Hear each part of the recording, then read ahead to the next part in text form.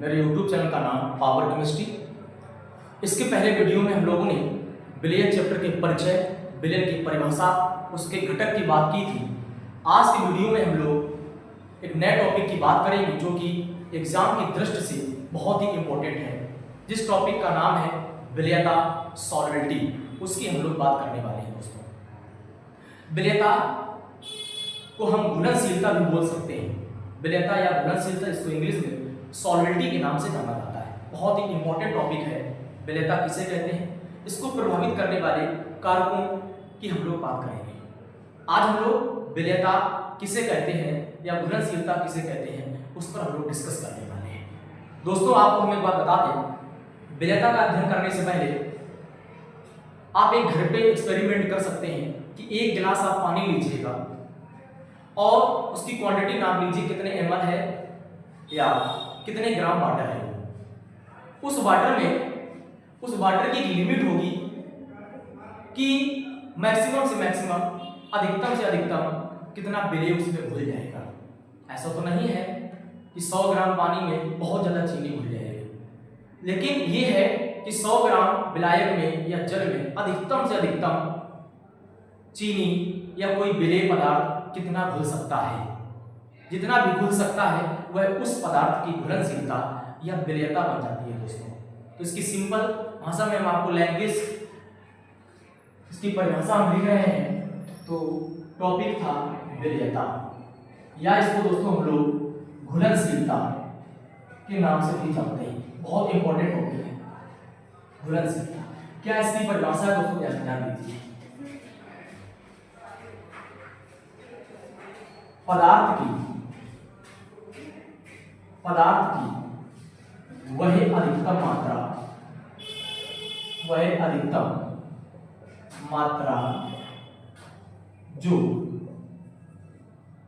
मात्रा जो निश्चित ताप पर 100 ग्राम विलायक में घुल जाती है,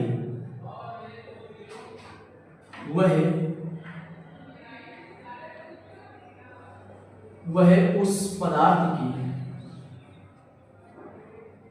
विलयता कहलाती है। सिंपल सी दोस्तों परिभाषा है, इसको आप याद कर लीजिएगा। एग्जाम में आप ये लिख करके आइएगा, पूरे नंबर आपको मिलेंगे। क्या लिखा है? पदार्थ की वह अधिकतम मात्रा जो निश्चित ताप पर 100 ग्राम विलायक में घुल जाती है, वह उस पदार्थ की क्या कहलाती है? वह उस पदार्थ की विलयता कहलाती है, घुलनशीलता कहलाती है या सॉल्वेबिलिटी कहलाती है। एग्जाम की दृष्टि से बहुत ही इंपॉर्टेंट ये टॉपिक है दोस्तों। अब 100 ग्राम विलायक है, उसमें अधिकतम से अधिकतम चीनी कितनी घुल सकती है? ऐसा नहीं है कि 100 ग्राम पानी में आप घोलते हुए चले, ऐसा नहीं हो सकता है।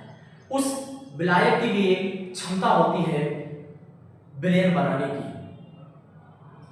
और इस प्रकार जो विलयन बनता है उसे संतृप्त विलयन के नाम से जाना जाता है।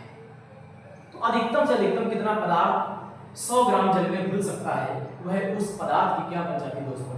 विलयता बन जाती है। तो डेफिनेशन को आप याद कर लीजिए, आप स्क्रीनशॉट ले लीजिए, इसको कॉपी में नोट कर लीजिएगा, और हम chapter by chapter, topic by topic आपको पढ़ाते हुए चलेंगे और आप विधिवत रूप से नोट्स बनाते हुए चलेंगे। अब हम बात करते हैं विलयता को प्रभावित करने वाले कारक। विलयता को प्रभावित करने वाले कारक। विलयता को प्रभावित करने वाले कारक यानी कि ऐसे कौन से फैक्टर्स हैं जो सॉल्वेबिलिटी पर इफेक्ट डालते हैं। सबसे पहला फैक्टर है ताप, दूसरा कारक है विलय और विलायक की प्रकृति, इसके बाद है दाब, इसके बाद है सम आयन प्रभाव। इनके एक एक फैक्टर्स की हम लोग नेक्स्ट वीडियो में बात करेंगे, लेकिन फैक्टर्स के नाम यहां पर लिख रहे हैं।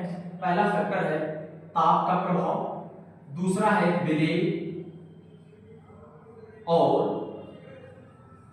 विलायक की प्रकृति और तीसरा है सम आयन प्रभाव और चौथा है दाब। विलयता को ये चार कारक प्रभाव डालते हैं। एक एक कारक का हम लोग विद एक्सप्लेन अध्ययन करेंगे इसके नेक्स्ट वीडियो में। दोस्तों जय हिंद।